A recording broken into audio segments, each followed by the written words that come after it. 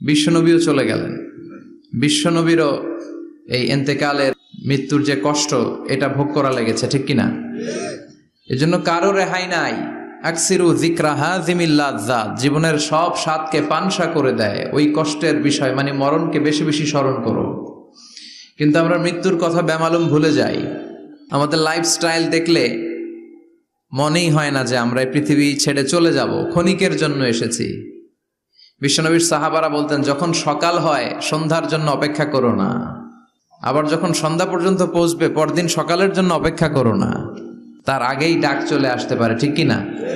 আবার বিশ্বনবী বলতেন, নামাজে যখন দাঁড়াও সল্লু সলাতান মুআদ্দিয়া, মনে করো এটাই তোমার জীবনের হতে পারে শেষ নামাজ।